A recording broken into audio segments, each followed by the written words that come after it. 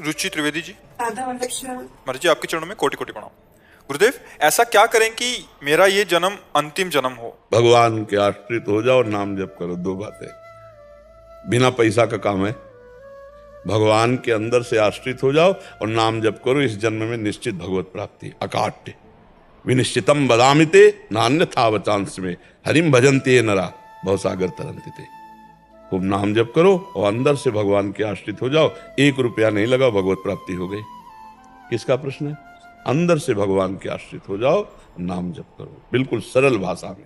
और जो कर्तव्य कर्म कर रहे हो भगवान को समर्पित कर दो। बार बार शास्त्रों में वही बात आती है। अगर आज सत्संग जो सुना हो, भगवान पृथु जी अपनी प्रजा को समझा रहे हैं, शनकादि जी महाराज पृथु को उपदेश कर रहे हैं।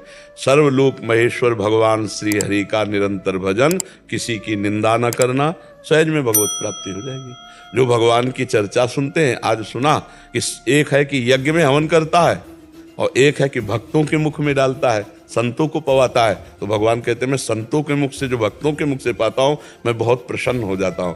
तो अगर हम बन जाए हमसे, वही हम कह रहे हैं कि 4 रोटी में से 1 रोटी संत को पवा दिया। गृहस्थ में है, भगवान का नाम जप कर रहे हैं, अपने परिवार का पोषण कर रहे हैं, भगवान उसी में प्रसन्न हो गए।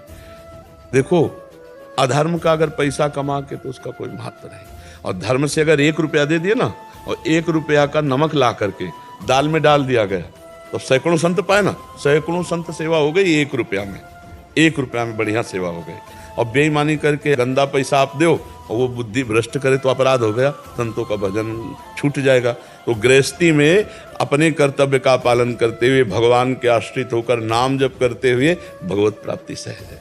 ये हम सब शास्त्रों की बात कह रहे हैं। भगवान की प्राप्ति के लिए इस जन्म में हमारा आखिरी जन्म हो, हर श्वास नाम जप करो और हृदय से भगवान के आश्रित हो जाओ, हो गया काम।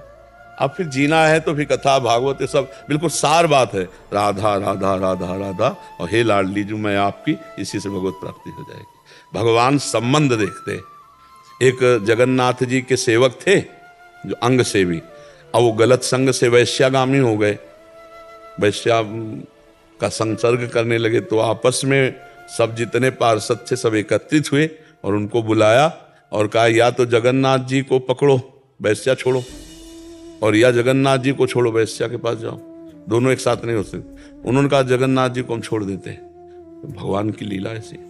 तो जब वो शरीर उनका पूरा हुआ, पूरे चरित्र के हम सारांश में होता है, तो जगन्नाथ जी ने अपने निजी पार्षद से कहा उनके अंतिम संस्कार ऐसे करो जैसे हमारे पार्षदों को होता है। तो उनका प्रभु तो वैश्या का संग करके आपको छोड़ दिया था। तो बोले थे उनका स्वभाव है, छोड़ सकते हैं, मेरा स्वभाव नहीं।